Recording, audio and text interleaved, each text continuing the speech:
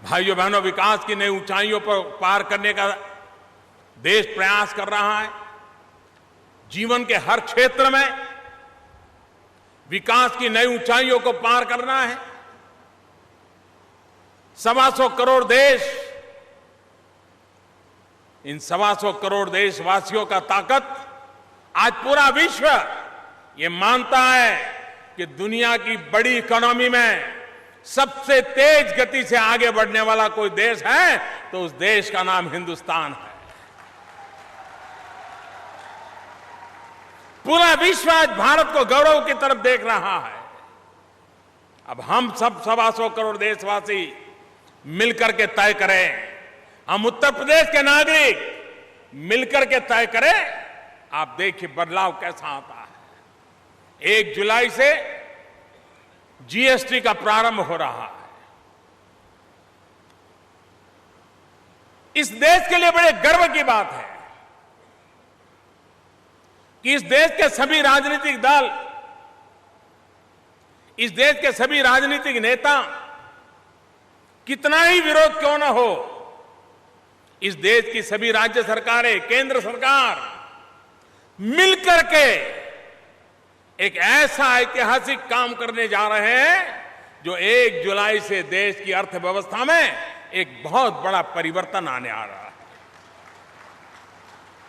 यह अपने आप में बहुत बड़ी सिद्धि है। भारत के फेडरल स्ट्रक्चर की सिद्धि है, भारत के राजनीतिक दलों की मैच्योरिटी की सिद्धि है। दल से ऊपर देश, ये हिंदुस्तान के सभी राजनीतिक दलों ने दिखा दिया है।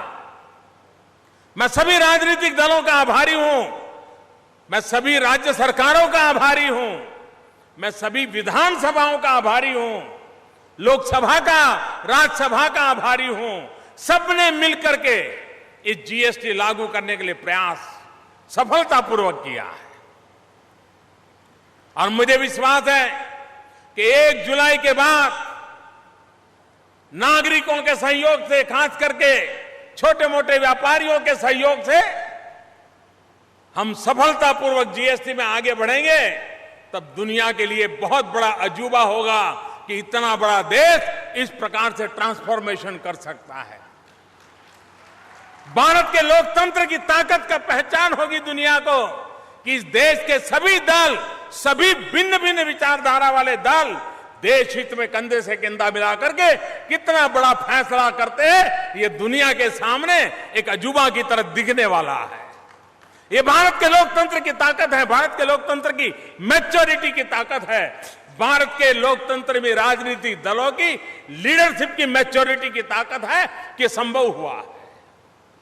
और इसलिए इसकी क्रेडिट न मोदी को जाती है, न एक सरकार को जाती है, ये 125 करोड़ देशवासियों को जाती है। भारत की मैच्योर्ड लोकतंत्र को जाता है, देश के सभी राजनीतिक दलों को जाता है, देश की सभी विधानसभाओं को जाता है, लोकसभा और राज्यसभा को जाता है। अब इतना बड़ा काम हुआ है, हम उसे समझे। कठिनाइयां हैं तो सरकार ने सारी व्यवस्था की है, इन कठिनाइयों को दूर करने के पूरे प्रयास जारी रहेंगे, लेकिन एक सफल यात्रा और अधिक अच्छी तरह सफल हो, उसके लिए 1 जुलाई से सभी देश के, विशेष करके व्यापारी कौम, ये उसको अपने कंधे पर उठाएं, 2 कदम आगे चले और सरलतापूर्वक उसको पार करने में देश का नेतृत्व ये हमारे व्यापारी आलम करे और करेंगे, ऐसा मेरा विश्वास है।